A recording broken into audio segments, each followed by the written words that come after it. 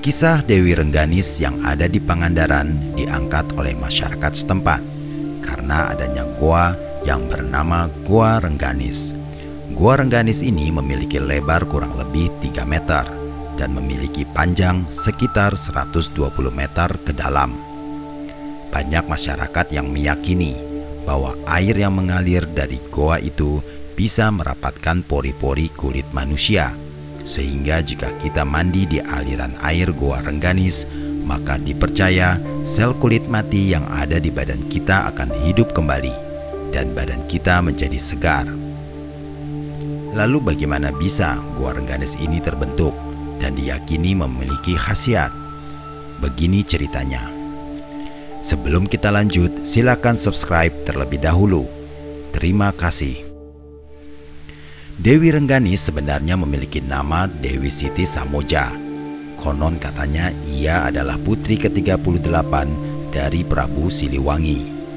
Ia menikah dengan putra Prabu Hawur Kuning dari Kerajaan Galuh yang bernama Pangeran Anggalarang. Suatu ketika, Pangeran Anggalarang meminta izin kepada Prabu Hawur Kuning untuk mendirikan kerajaan baru bernama Kerajaan Galuh Tanduran. Sang ayah Prabu Hawur Kuning sebenarnya tidak menyetujui rencana Pangeran Anggalarang untuk mendirikan Kerajaan Galuh Tanduran itu, karena di daerah itu masih banyak hewan liar dan penduduk sekitarnya memiliki sifat yang kurang baik. Namun niatan Pangeran Anggalarang sudah sangat kuat dan terus membujuk ayahanda Prabu Hawur Kuning agar mengizinkannya.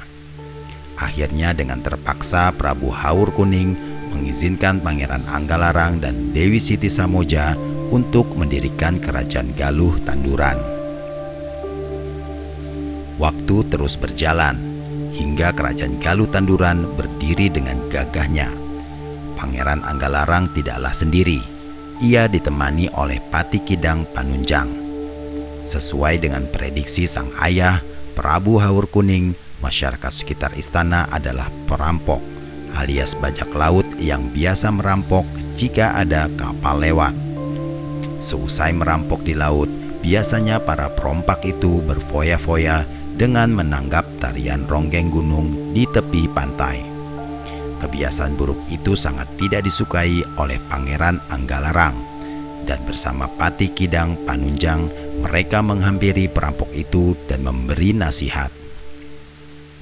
Namun para perampok itu malah sakit hati dengan Pangeran Anggalarang dan berniat ingin membunuhnya. Suatu ketika para perampok itu menyusun strategi untuk melihat kondisi Kerajaan Galuh Tanduran, dan beberapa perampok berhasil masuk ke area istana dan melihat Dewi Siti Samoja sedang mandi di aliran sungai yang airnya keluar dari sebuah goa di Taman Sari.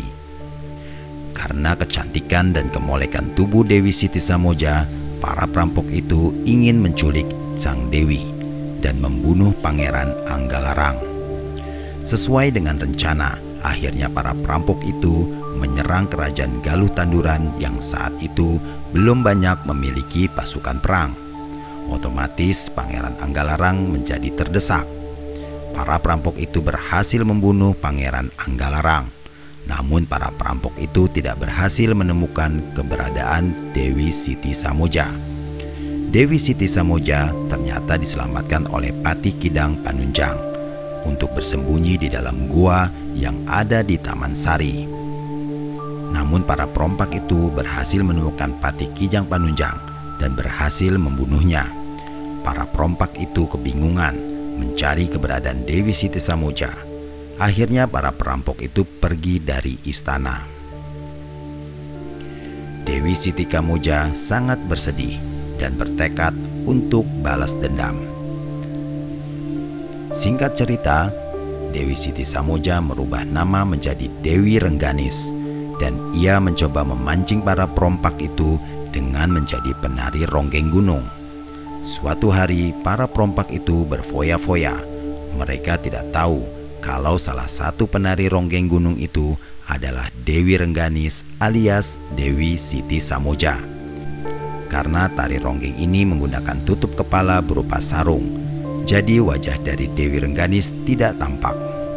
Setelah salah seorang dari perompak itu berjoget, dikeluarkanlah sebilah pisau yang sudah dipersiapkan Dewi Rengganis. Akhirnya perompak yang bernama Kala Samudra mati di tangan Dewi Rengganis. Namun teman-teman perompak itu mengejar Dewi Rengganis hingga ke Taman Sari. Saking kebingungannya, akhirnya Dewi Rengganis masuk ke dalam goa tersebut dan tidak pernah keluar kembali. Para perompak itu pun tidak menemukan keberadaan Dewi Rengganis di dalam goa tersebut. Benar atau tidak, wallahu alam.